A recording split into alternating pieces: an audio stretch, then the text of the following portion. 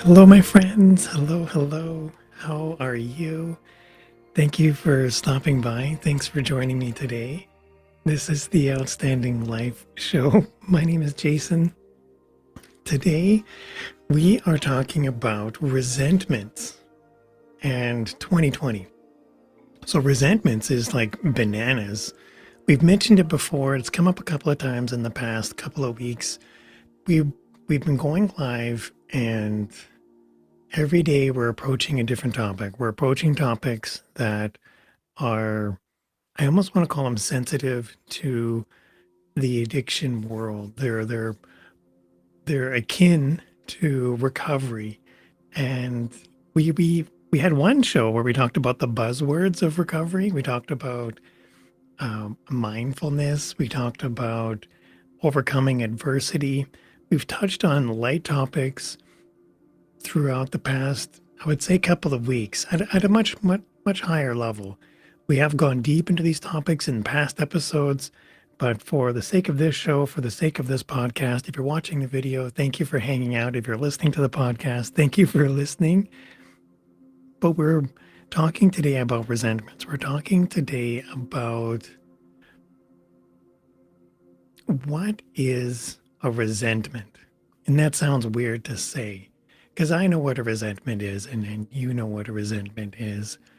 But when it comes to recovery, when it comes to addiction, when we look at it from a perspective of in the world of AA, in the world of Alcoholics Anonymous, there's some key points, and I would say everybody knows it's kind of like synonymous when you think of AA and you think of the first step is awareness.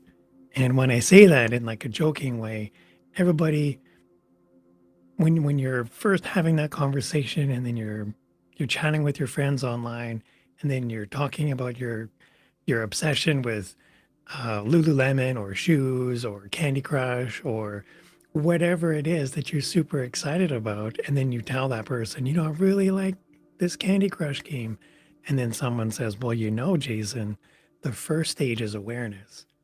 And then that's it's almost like somebody sitting you down and having like an intervention with you, and it's very lighthearted, and they're coming from a good place because they're sharing their perspective, they're sharing their thoughts about something you enjoy.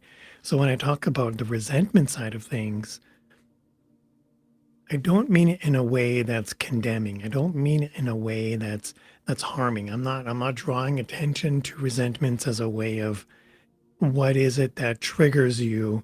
What is it that angers you? Or what is it that frustrates you? Although these things, anger, frustration, they can definitely, and anxiety, even anxiety, they can trigger that emotion, and that response can be resentment. It can take the form of resentment. If my friend were to sit me down and talk to me about my Candy Crush addiction, and they're to say, Jason, you have a problem. You're posting all these Candy Crush things on your Facebook wall. We need to have a chat about this. My immediate reaction to that conversation could be resentment. It could be that, well, my friend is only coming from a good place, and I might be trying to make excuses for them. But lightheartedly, if it was a lighthearted conversation, then that might be one way of approaching it.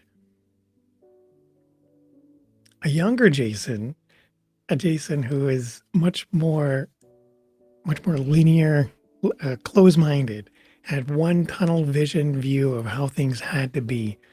And in that perspective, where I've got those alcoholic lenses on, I've got that addiction mind, and my knee-jerk reaction to anything that could be remotely considered controversial or upsetting would send me immediately 0 to 60. I would go from a place of total content to a place of total resentment.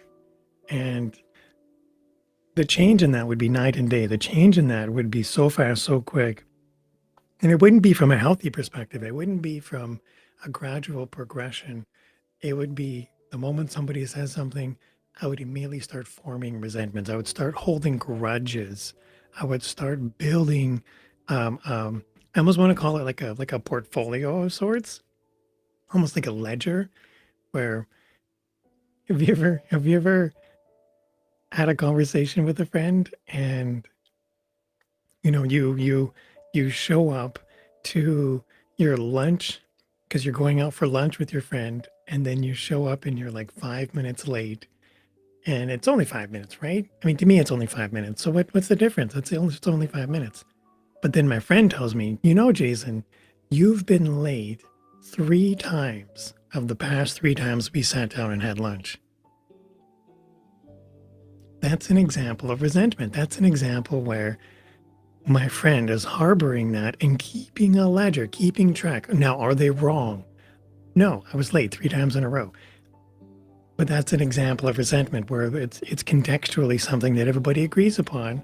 We're going to be at lunch at this time, noon, every Thursday, and then I was late every Thursday. That's a factual event. I cannot refute that. But from a resentment perspective, that's sound and just. My friend is correct in being upset. My friend is correct in sharing their disappointment. Disappointment might be a better adjective for resentment. That's probably a proper way of describing it. If I were to look at it from an early addiction standpoint, where I'm new to the world of recovery, in consuming alcohol for so long, being consumed by addiction for so long, the only two emotions I would hold are where I'm completely out of it and that I'm completely distracted because of the alcohol, because of the addiction. And that would be one emotion where everything is just clouded underneath it. And then there's the other emotion where I'm not feeling clouded and I'm left with my thoughts and my feelings, and I'm left with my ideas and my emotions. And I may not be happy with them. I may not be happy with myself or my choices. I might be building a resentment towards myself.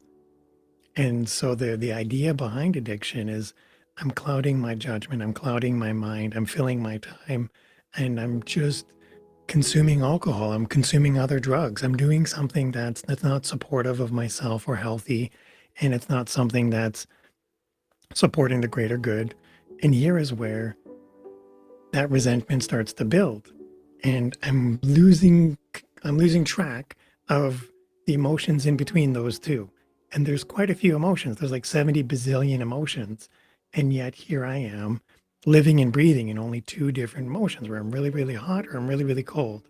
I'm either completely out of it or I'm just hoping to get completely out of it. There's only those two emotions. And if I'm just flipping between them, I'm not making rationale of the emotions in between, and I'm not expressing those emotions. I'm not living in those emotions. And it's easy for me to then,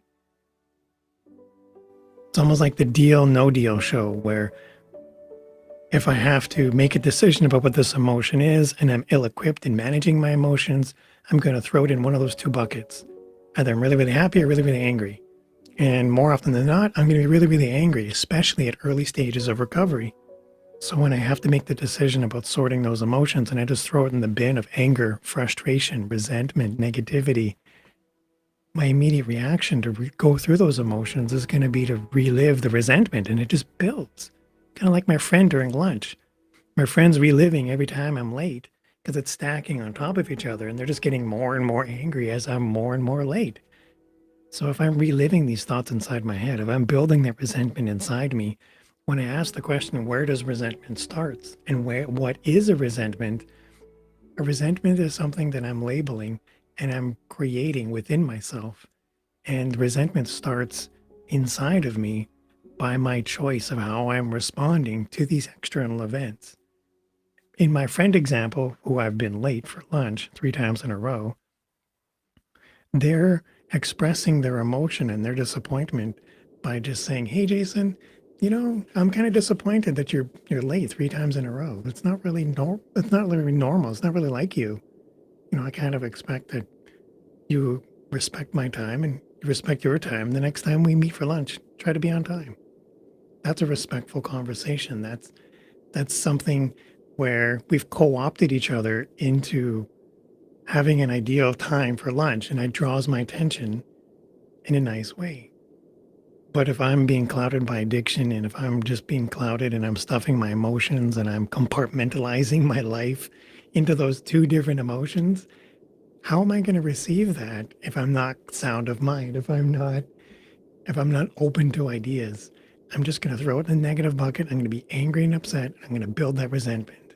And it's just going to compound on itself. It's like interest. It's going to keep compounding on itself until I'm just going to erupt into a hot mess. It's going to come oozing out. It's going to be like, it's like those people at Walmart where you see them just losing their minds.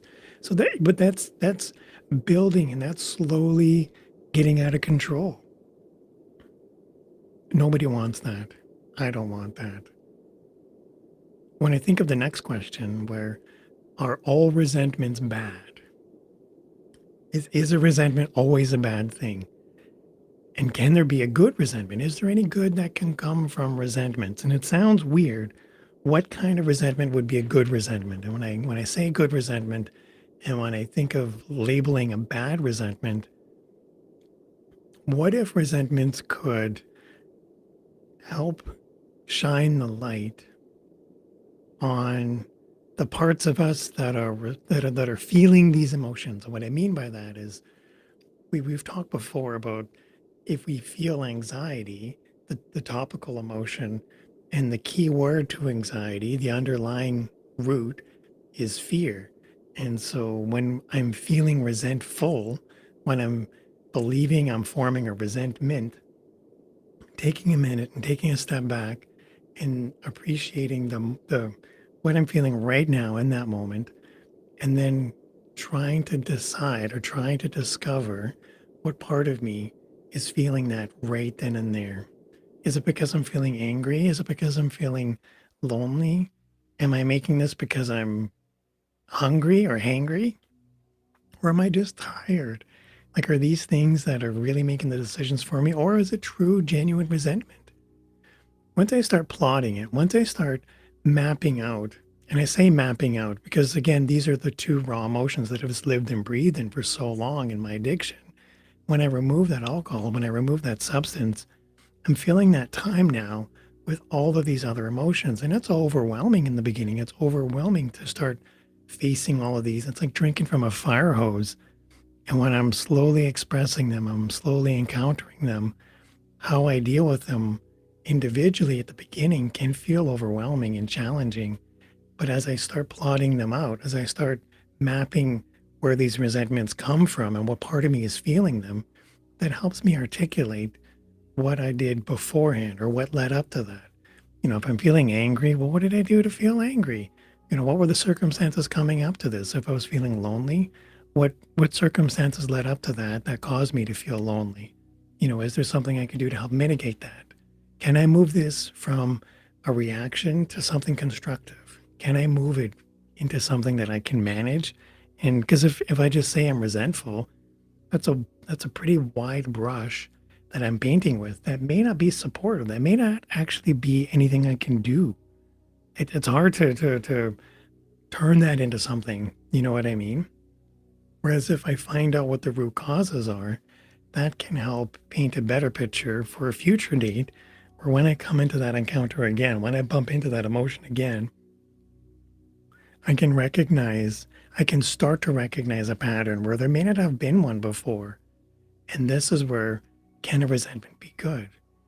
I believe, yes, it can be, because it can help showcase some of these insights that we haven't had in a long time. It can help build that understanding of emotion where it was foreign to us before, it was alien to us before, where it was all new to us before.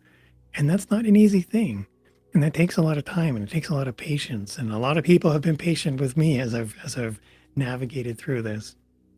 So I'm very grateful and appreciative. When I look at these last questions, just before we finish up, does it make sense to keep a resentment list? In a couple of days ago, we had a conversation about addiction and keeping a gratitude list. And a gratitude list that can go a long way, like keeping a list of things that we're thankful for, or keeping a list of things that make us feel excited and joyous. But if we were to go in and instead build a resentment list, kind of like my friend, kind of like my lunch friend who's been super upset at me for being late 3 times in a row. The resentment list they're building is that list, and it's building 3 times in a row. I'm not saying don't hold that level of accountability. What I'm saying though is if all I'm doing is keeping ledgers, if all I'm doing is looking out in the world for a way to be angry, or if I'm panning for gold, looking for an excuse to get upset, if I'm looking for my triggers to be set off, and maybe that's a conversation we should have for another day about triggers. But if I'm looking for the opportunity to be resentful, I'm gonna find it. I know myself. I know I'm gonna find that one thing that's gonna set me off. I know I'm gonna look. If I look far enough, I'm gonna see it. If I'm burning lean fuel into the night, trying to find a way to be upset, angry, frustrated, resentful, guess what's gonna happen? The only way I can succeed then is being resentful. And that doesn't make any sense at all. Why would I want to do that? Why should I do that to myself? Why should I do that to other people? I heard this example from Deepak Chopra, and he was saying, if if I'm looking at the world as a view of 365 degrees of mirrors, and not like the mirrors where I'm looking outwards and I see reflections of me, like as a vanity. But instead, if I were to look at the world and see the world reflected back, and rather than look for parts of myself that are different from the outside world, so rather than look for the differences, if I were to instead look for similarities, that sounds really weird, but if I were to look at the world as 360 degrees of mirrors, and if I were to look for aspects of myself in other people, what I'm doing is I'm looking for things that are similar or the same and that I can empathize with and I can connect with. And we talked about empathy before, and we talked about not wanting to fill our lives with negativity and how to build a supportive community. But if I'm looking for aspects of myself and other people, that allows me to help connect with them on a much more deeper level. And that connection, if that's what I'm looking for first, that helps drive a connection. That helps me start a spark where I can then start forming a community. I can start forming a relationship. I can relate to them. It's hard to relate to somebody if they're not relatable. If I myself am not relatable. So how do I do that? How do I spark that relatability-ness? Is that a word? How do I form that? Well, I can't really do that if all I'm doing is looking for a reason to be upset or angry or negative. In the treatment center, when we were working on our 12 steps, when we were working on our program, we had this saying, and it was about going to work on your step 4. Step 4 is like your list of the inequities that you have or the things you're working on. And when in the treatment center, if we ever got to a moment where we felt frustrated, if we felt sparks of that resentfulness, we observed it. Like if I saw somebody or if they saw me and I was having that rough moment, they would share with me. I'm like, hey Jason, you should go work on your step 4. I just want to make sure you're doing good. But what you're talking about right now, that would be great if that was on your step 4. And that gave some insight as the emotion and the raw feeling I was experiencing right then and there. Is that revealing something that I can put down on my construction list or something I want to develop and help progress on? This thing that's upsetting me because it's not turning out the way I want. Is it really the event that's causing me to be upset? Or is that revealing something in me that I'm able to work on and harness? Maybe I can move forward using this resentment. And I'm not saying use it as a way of means to empower you. But what I am saying, though, is it doesn't have to be a crippling thing. Resentment doesn't have to be negative. It can help move us from a whole bunch of anger and like a ball of frustration into an action items list where, hey, you know what? If I'm just getting all upset because of these 3 things that are really anxious in my mind, what can I do to help move me into a place of certainty? And what can I do to help encourage me to grow in a way that is outside of that resentment? What can I do to move forward rather than being held back by it. I don't know if you can relate to this or if this connects with you. Certainly let me know if it does. In the meantime, friends, today's chat has been about resentment. We've talked about it from a craziness 2020 standpoint, the addiction world, how to feel empowered, how to avoid that negativity spiral. I want to talk quickly about the link on your screen. If you're watching the video, I've got a link that's sobriety.live/now. And this is a website where, oh, hold on. This is a website where we have a list of, it's just a links where we have a link to the podcast in case you want to listen to the video version of this. Or if you're listening to this and you want to find out where you can watch the videos, those links are here, both the Facebook and YouTube. And I've also got a blog version where if you want to go check it out, I've got the blog list, and these are just the transcriptions again of the videos. So in case you're somebody that enjoys watching or reading or whatever your method of consumption is, there are links there for you to go and check out. Again, my name is Jason. This is the Outstanding Life Show. We talk about mindfulness and recovery. If you have any questions, let me know. If you have ideas and you want to chat about them on the show, send me a message, let me know. Send a smoke signal, whatever your method of communication is. In the meantime, friends, I look forward to seeing you in another video. You take care. Have fun. Bye-bye.